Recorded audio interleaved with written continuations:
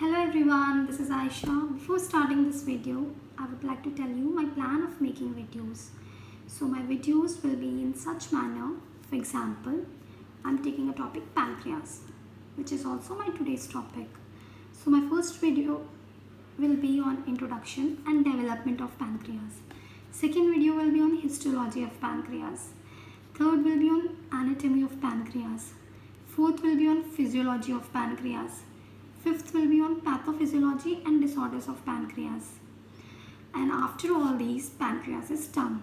And then I'll move on to the next topic. Pancreas is an accessory organ of the digestive system. Accessory means it is useful but not of much importance. Pancreas is both exocrine as well as endocrine. Morphology of pancreas. Size 12 to 15 centimeter or 18 to 22 centimeter. In some places I got this value and some places I got this value. So this shows that pancreas varies in sizes. Weight 80 to 100 gram. Thickness 1.5 to 3 centimeter.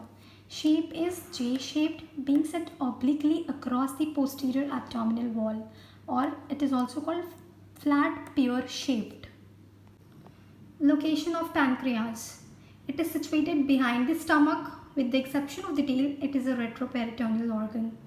It lies in the epigastric, left hypochondrium and a small portion of umbilical region of the abdomen.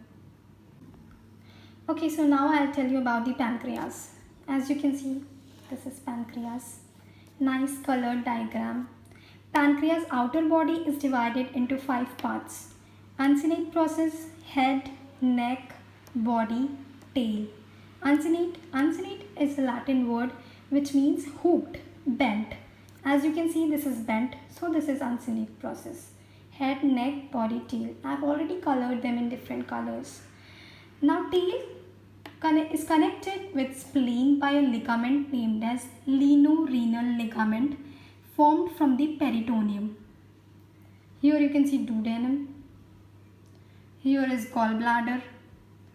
So you can see right hepatic duct, left hepatic duct coming from the liver. They join to form common hepatic duct.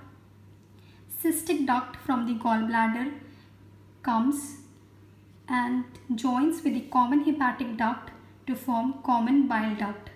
This one. Now this common bile duct goes inside the pancreas and joins the main pancreatic duct, Wirsung's duct. This green colored one. Common bile duct and main pancreatic duct joins to form major pancreatohepatic duct. The opening of this duct, major pancreatohepatic duct, is nothing but ampulla of Vater, and around this ampulla of Vater you can see this red colored muscles, smooth muscles. These are smooth muscles. This is called sphincter of Oddi, which regulates the opening and closing of ampulla of Vater. Now this main pancreatic duct again divides into more smaller ducts. You can see here.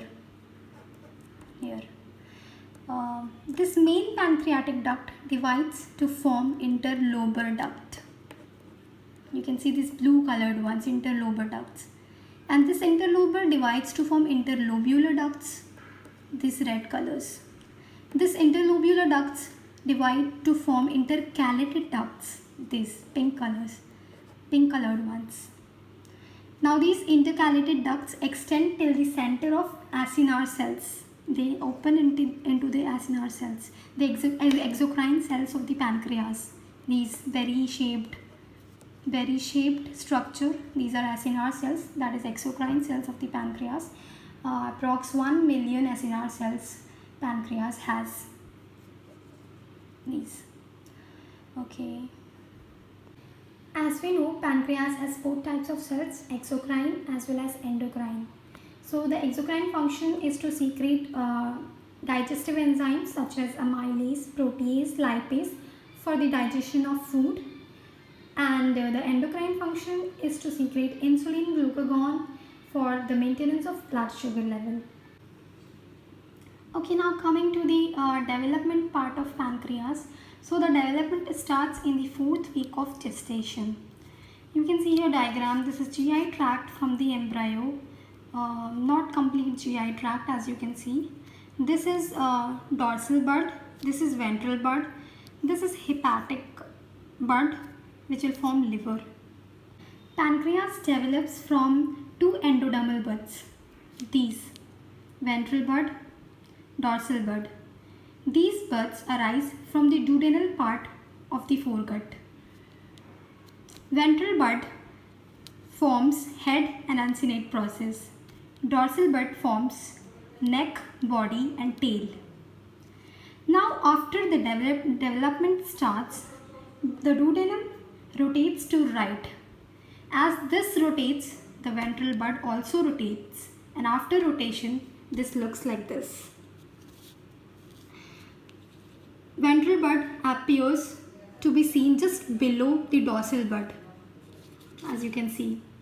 Now occurs fusion. After fusion, a definitive pancreas is formed, as you can see. Both the buds are fused, and so the ducts are also fused, forming the main pancreatic duct, that is Weisung's duct.